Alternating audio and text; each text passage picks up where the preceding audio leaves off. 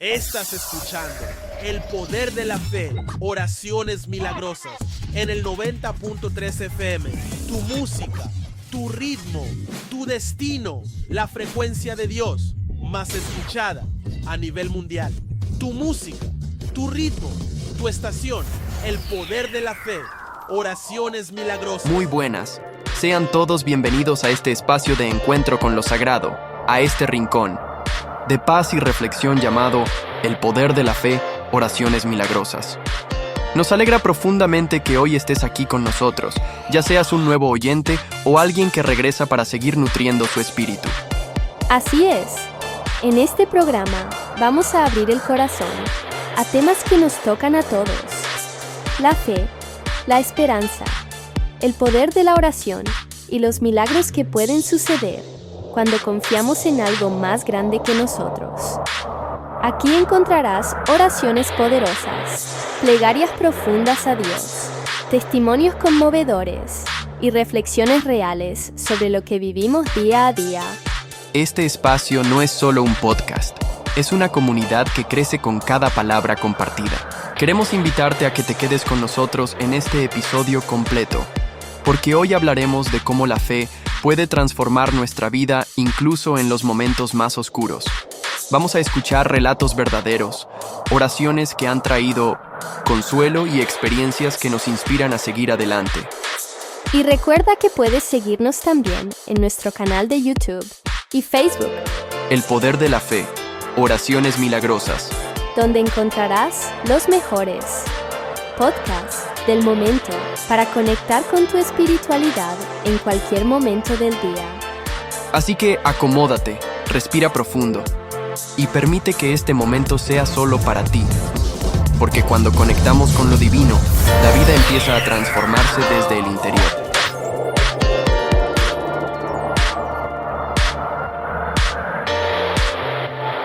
Bienvenida o bienvenido a esta exploración.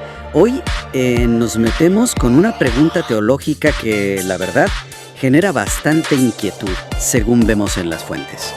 ¿Será que hay de verdad un pecado que Dios no perdona? Porque los textos dicen que casi todo sí, pero marcan una excepción que causa mucha confusión. Exacto. Mira, las fuentes que revisamos apuntan a eso que se llama la blasfemia contra el Espíritu Santo. Lo mencionan los evangelios, ¿no? Mateo 12, Marcos 3. Ajá. La idea central es esa. La misericordia de Dios es enorme, sí, pero Jesús advierte sobre algo. Un estado o un acto que no tendría perdón. Vamos a ver qué significa eso, según los textos. Ok. Y para empezar, me llama la atención cómo las fuentes ponen esto en contraste, ¿no? O sea, lo comparan con pecados que uno diría, ¡qué terrible!, pero que sí se perdonaron cuando hubo arrepentimiento. Claro. Mencionan, por ejemplo, al rey Manasés, que hizo de todo, idolatría, sacrificios humanos hasta de sus hijos, pero las crónicas dicen que se arrepintió y, bueno, fue perdonado. Sí, y es un patrón, fíjate. Piensa en Saulo de Tarso, que luego fue Pablo. El apóstol Pablo, claro. Él perseguía cristianos, consentía en que los mataran, pero tuvo una transformación total y, según los escritos, fue perdonado completamente. ¿O el ladrón en la cruz? Me impacta ese caso. Uf, sí. En sus últimos momentos, reconoce a Jesús y ¡pum!, promesa de paraíso. Ahí mismo, en Lucas se lee. Y la mujer adúltera también, ¿no? Que Jesús nomás le dice, vete y no peques más, como dice Juan. Exacto. Entonces parece que las fuentes quieren dejar claro que cosas como asesinato, adulterio, robo, por más graves que suenen, sí son perdonables. La clave es el arrepentimiento sincero, un cambio real. Ese es un punto crucial que resaltan. Entonces, bueno, ¿qué hace diferente a esta blasfemia contra el Espíritu Santo? Los textos nos dan el contexto, ¿verdad? En Mateo 12, Marcos 3, Jesús está haciendo milagros, expulsando demonios. Ajá, obra del Espíritu Santo, claramente. Obra clara del Espíritu. Y los fariseos, que eran los religiosos expertos, digamos, ven esto. ¿Y qué dicen? Que lo hace por Belcebú, por el jefe de los demonios. O sea, ven la luz y dicen que es oscuridad. Conscientemente. Exactamente. Es un rechazo consciente, deliberado, de la obra evidente de Dios, llamándola demoníaca. Eso es. Fuerte. Entiendo. Entonces no estamos hablando de una palabra que se te escapa o una duda pasajera. Las fuentes hablan más como de una actitud, ¿no? Un rechazo que se mantiene. Precisamente, describen un endurecimiento voluntario, consciente del corazón. Es como resistirse a la verdad que el Espíritu te está mostrando, ¿sabes? Hasta un punto en que la persona ya no quiere o quizá ya ni puede arrepentirse, porque rechazó justo a quien te lleva al arrepentimiento. Claro, como cerrar la puerta desde adentro. Algo así. Mencionan, por ejemplo, al rey Saúl. Desobedeció a Dios y en lugar de decir «la regué», se justificó. Ajá, buscó excusas. Exacto. O Belsasar, que sabía lo que Dios había hecho con su abuelo Nabucodonosor y aún así lo desafió. Es esa actitud de justificar el mal, de no querer reconocer que necesitas perdón. Y hay una distinción clave que señalan en Mateo, ¿no? Dice que hablar contra Jesús, el Hijo del Hombre, eso sí se perdona. Sí. Pero hablar contra el Espíritu Santo, no. ¿Qué nos dice eso del rol del Espíritu? Pues subraya que su papel es único. Según estos textos, el Espíritu es el que te convence de que estás mal, el que te guía a la verdad, el que sella tu salvación. Entiendo. Entonces, rechazar su trabajo de forma definitiva, sabiendo lo que haces, es como, pues sí, como cerrar tú mismo esa puerta. No es que Dios quite el perdón, es que la persona se pone fuera de su alcance al rechazar al único que la puede conectar con Él. Y aquí viene algo que las fuentes describen como paradójico, casi.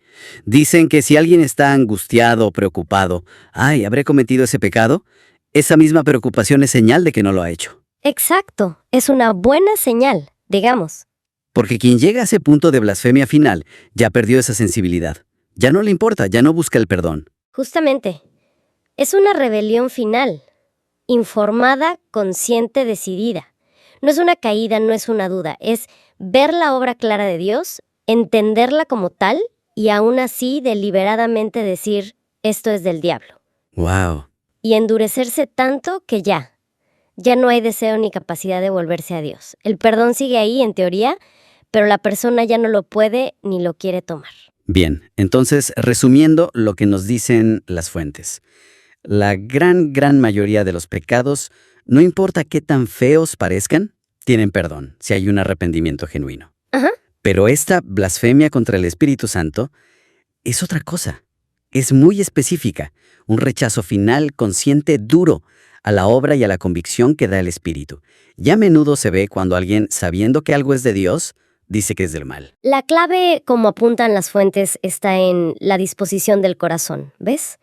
Mientras quede algo de sensibilidad al error, mientras exista ese deseo de buscar a Dios, esa capacidad de arrepentirse, la puerta del perdón sigue abierta. Entendido. El peligro real que señalan los textos es acostumbrarse al pecado, empezar a justificarlo, ¿no? Y dejar que el corazón se vaya endureciendo poco a poco, hasta que ya no escuchas esa voz interior, la del Espíritu que te llama a cuentas. Eso nos deja pensando, ¿no? Más allá del miedo a cometer un pecado específico, la pregunta es, ¿cómo se mantiene esa sensibilidad interna, esa apertura a la guía que las fuentes ligan al Espíritu?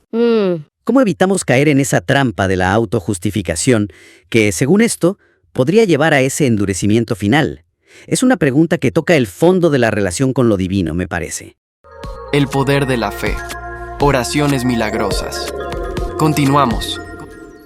¿Qué tal? Les damos la bienvenida. Hoy vamos a entrarle a un tema que, la verdad, no nos engañemos, genera bastante inquietud en mucha gente. El llamado pecado imperdonable. Sí, hola. Tenemos aquí las fuentes, ¿no? Mateo 12, Marcos 3, varias interpretaciones teológicas también. Y bueno, la pregunta central que surge al revisar todo esto es clara. Exacto, es ¿cómo puede alguien saber si ha cometido justo ese pecado, la blasfemia contra el Espíritu Santo? Es que es una angustia muy real que se refleja en estos textos, ¿eh?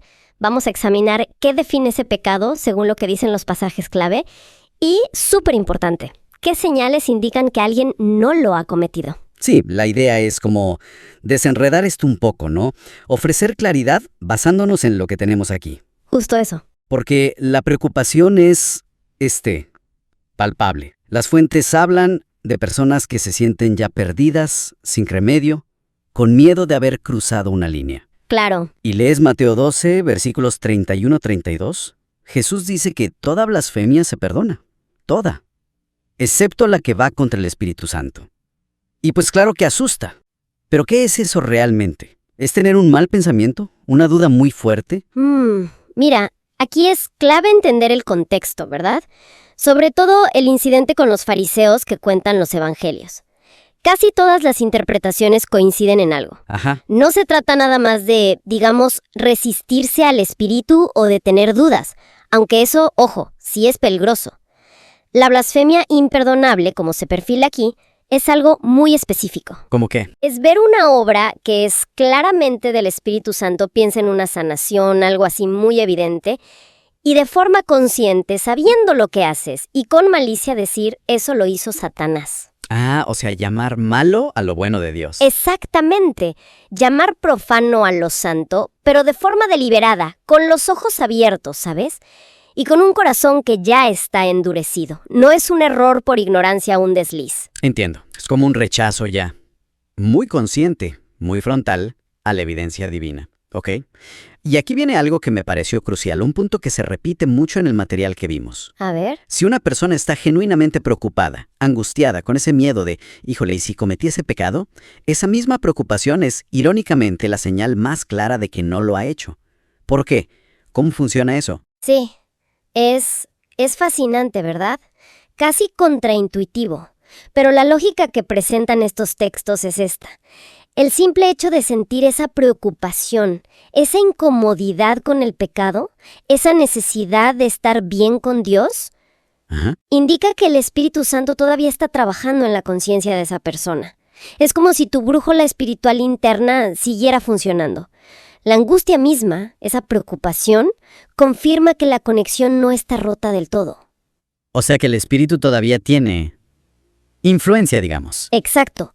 Mientras uno sienta esa necesidad de perdón, esa condición de necesitar un salvador, el perdón, según estos textos, sigue estando disponible. Vaya, qué interesante. Entonces, la capacidad misma de angustiarse por esto es prueba de que no se está en esa condición final irreversible. Así parece indicarlo el análisis de las fuentes. ¿Y cómo describen entonces a alguien que sí habría llegado a ese punto? Digo, para contrastar. Bueno, en contraste, describen a esa persona como alguien con un corazón ya tan endurecido que simplemente ya no siente remordimiento. Nada. Ya no le importa. Pues más que no importarle, no busca perdón. Incluso justifica su postura, su pecado. Ha perdido esa percepción de necesitar a Dios. Ha rechazado activamente y de forma ya final a la única fuente que podría llevarle al arrepentimiento, que es el Espíritu. Entiendo, es una rebelión ya consumada, consciente. Exacto, una rebelión finalizada. Es muy diferente a la lucha interna, al temor, a la duda que muchos sienten. Pensemos en ejemplos bíblicos, ¿no? Manasés en el Antiguo Testamento o Saulo antes de ser Pablo. Hicieron cosas terribles. ¿Sí? Pero su arrepentimiento posterior demuestra que no habían cruzado esa línea específica, la de la blasfemia contra el Espíritu.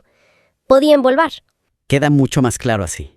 Entonces, si recapitulamos lo que hemos visto en las fuentes, la preocupación, la angustia por haber cometido el pecado imperdonable, es, paradójicamente, la evidencia más fuerte de que no se ha hecho. Correcto. La diferencia clave no está en qué tan grave sea otro pecado, y vaya que hay pecados graves, sino en la respuesta final del corazón.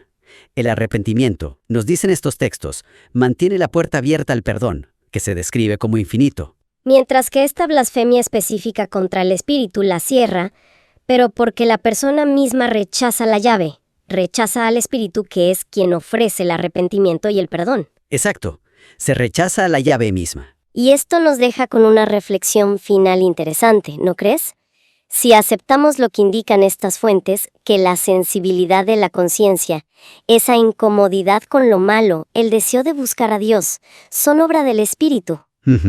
Entonces, ¿qué nos dice eso sobre nuestra conexión con lo divino, incluso en medio de nuestras luchas, de nuestros errores? Quizás esa misma sensibilidad, esa preocupación que a veces nos puede hasta atormentar, Sí. es en realidad una señal constante de que la puerta a la gracia sigue ahí, abierta. de que la comunicación de alguna forma no se ha cortado del todo. Es un punto muy valioso para quedarse pensando. Pues muchas gracias por acompañarnos en este análisis. Esperamos que haya sido esclarecedor, que haya aportado un poco de luz a este tema tan complejo. Esperemos que sí. Hasta la próxima. Familia de la fe. Hemos llegado al final de esta emisión de El Poder de la Fe, Oraciones Milagrosas. Pero nuestro camino juntos no termina aquí. Recuerda que cada palabra, cada plegaria y cada testimonio compartido es una semilla de esperanza que puede florecer en tu vida. Gracias por dejarnos entrar a tu hogar, a tu corazón y a tu espíritu. Nos llena de alegría caminar contigo en este sendero de luz y espiritualidad. Te invitamos a que nos sigas acompañando cada semana en este espacio de reflexión, oración y encuentro con Dios. No te vayas sin hacer lo siguiente. Comparte este programa con alguien que lo necesite. Dale me gusta si tocó tu corazón. Síguenos en nuestras redes sociales.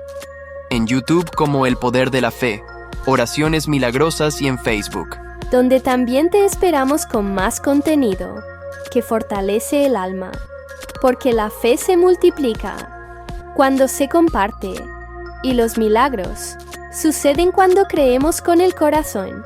Nos escuchamos muy pronto y recuerda, Dios nunca llega tarde. Siempre llega a tiempo. Bendiciones infinitas y hasta la próxima emisión. El Poder de la Fe, Oraciones Milagrosas. El poder de la fe. Oraciones milagrosas. El podcast de la semana.